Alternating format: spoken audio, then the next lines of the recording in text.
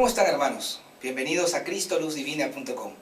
Soy Reinaldo Cerro de la Iglesia Cristiana Evangélica Presbiteriana Pueblo Libre, ubicada en el Parque San Carlos 191, Distrito de Pueblo Libre.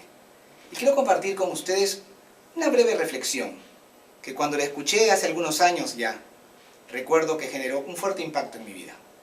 Era el tiempo en el que me iniciaba en el camino del Señor, aún lleno de pensamientos y sentimientos confusos, y un fuerte sentimiento de culpa. Quizás aún te encuentres así. Uno de los milagros más famosos de Jesús es aquel cuando Jesús multiplicó los 5 panes y algunos cuantos pececillos y logró alimentar a más de 5.000 personas que en aquel entonces lo seguían y escuchaban sus enseñanzas. Quiero que leas conmigo solo 2 versículos del capítulo 6 de Juan, que relata este milagro.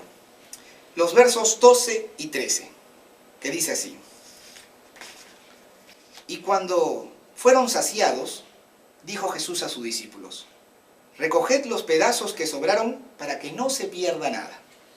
Recogieron pues y llenaron 12 cestas de pedazos que de los 5 panes de cebada sobraron a los que habían comido. Podríamos preguntarnos, ¿por qué Jesús hizo recoger los pedazos de sobra, pudiendo el Señor multiplicar los alimentos las veces que sean necesarias y cuando Él así lo quisiera? Sin duda existe más de una respuesta a esta pregunta. Pero lo primero que tenemos que pensar es que en todos los pasajes bíblicos que relatan los milagros de Jesús, las señales, como las denomina Juan, y ahora vamos a entender por qué, casi todos terminan con unos versos, con un versículo que dice algo así como: y todos los que vieron dijeron, he allí el Mesías que había de venir.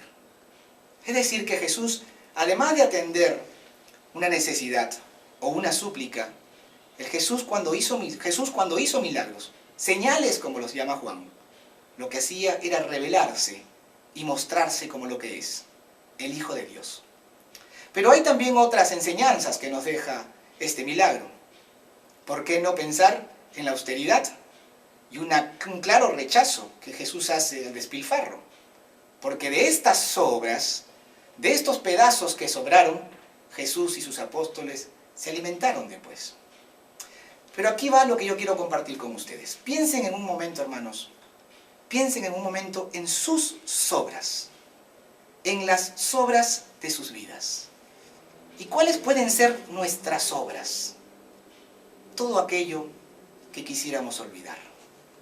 Todo aquello que nos avergüenza de tal manera que casi como un mecanismo de defensa escondemos en lo más profundo y no queremos mostrar. Porque si se muestra nos visten de indignidad.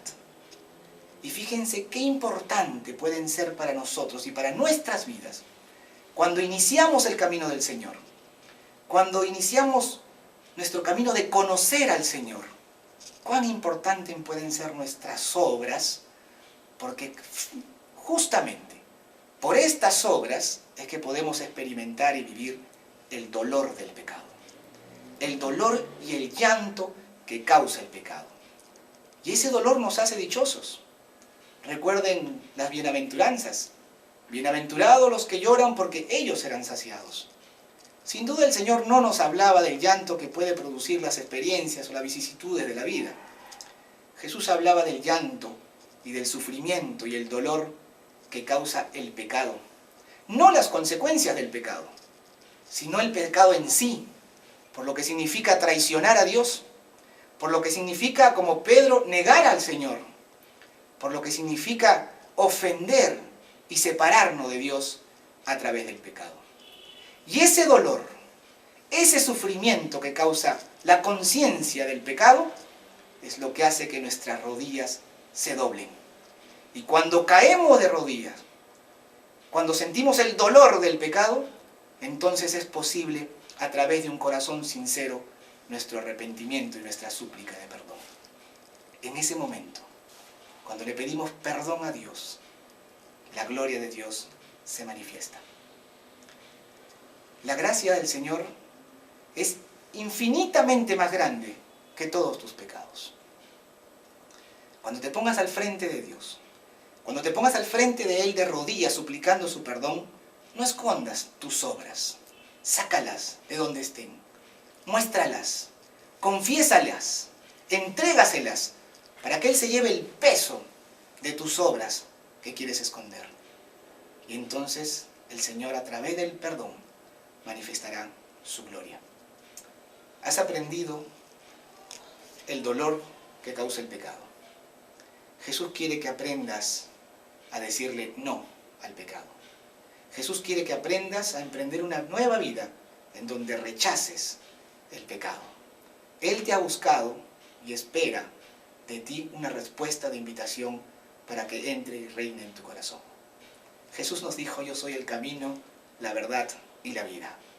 Jesús quiere que camines junto a Él tu nueva vida de verdad. Y el perdón te llegará. Y tus obras y todo aquello que pesa sobre tus espaldas se irán. Que Dios te bendiga.